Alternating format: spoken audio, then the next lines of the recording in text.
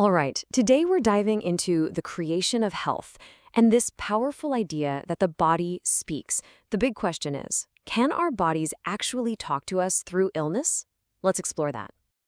I mean, you know the feeling, right?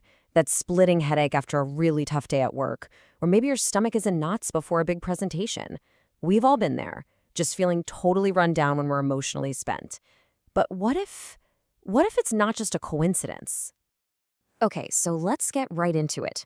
We're going to start by exploring this really kind of radical idea that our body has its own hidden language. And get this, the symptoms we feel, those are its words.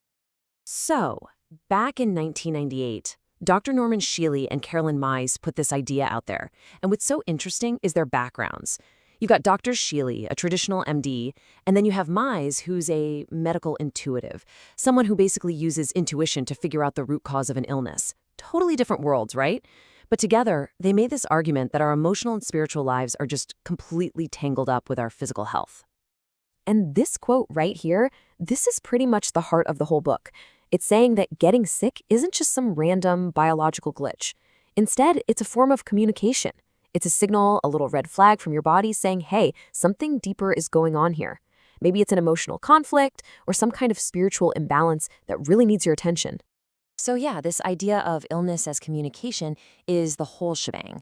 The theory is basically that if we just learn to listen to what our bodies are telling us, our physical symptoms can point us toward what we need to heal emotionally and psychologically. And that's a huge shift, right? It's moving away from just slapping a Band-Aid on a symptom and instead trying to figure out the real root cause. So the book lays out a few key ways this communication happens. First, chronic stress can tank your immune system. I think we've all felt that one. Then there's the idea that unprocessed trauma can literally show up as physical pain. But it's not all doom and gloom. The flip side is that positive attitudes, having hope and a sense of purpose, can actually boost our recovery. Okay, so that's the book's really compelling theory. But the big question is, what does modern science have to say about all this? Does it back any of this up? And this is where things get super interesting. We're going to shift gears now from the book's ideas and look at the actual hard data. Let's see where these two worlds, the intuitive and the scientific, actually line up. And believe it or not, there's a whole field of science for this, called psychoneuroimmunology. It sounds complicated, but look at this breakdown. You take something psychological, like chronic stress. That triggers a very real biological mechanism. Your body pumps out the stress hormone cortisol. And the potential outcome? A weaker immune system.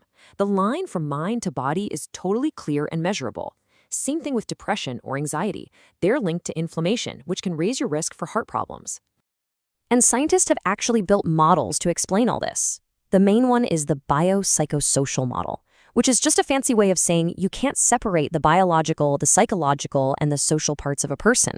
It's all connected. Then there's cognitive appraisal, which is fascinating. It says it's not just the stressful thing that happens to you, but how you think about it that really matters. And of course, the obvious one, our mental state totally affects our everyday health habits, what we eat, how we sleep, if we exercise. So, okay, the link between the mind and body, it's pretty much a scientific fact at this point. But the book goes a step further, into more spiritual and symbolic ideas. So the question becomes, where does mainstream science say, whoa, hold on a second? And this is where we see the real split. Science absolutely confirms that the mind influences the body, no doubt about it. But the books claim that an illness is a direct, symbolic message, like, say, a sore throat means you're not speaking your truth. That's really, really hard to prove with data. There just isn't consistent evidence for that kind of one-to-one connection. And the same goes for things like energy healing and spiritual diagnosis. They're central to the book, but for now, they don't have strong backing from the kind of controlled clinical trials science relies on. So where does that leave us? What are we supposed to do with all this? How can we take the wisdom from the book and combine it with what we know from science to, well, create our own health? Well, the big takeaway here really isn't about picking a side. It's about building a more complete, holistic toolkit for yourself.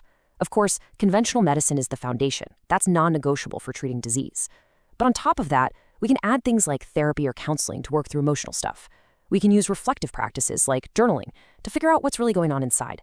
And for a lot of people, connecting to something spiritual, whether it's prayer, meditation, or just finding a deeper sense of purpose, is a huge piece of the puzzle.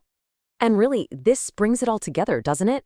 When you combine both of these perspectives, you get a much richer idea of what health even is. It's not just the absence of disease. It's about finding that balance between your body, your mind, and your spirit. So maybe the next time you feel that little ache or pain, it's worth taking a second to ask yourself, beyond the physical symptom, is there something else going on? What message might your body be trying to send you? It's definitely something to think about.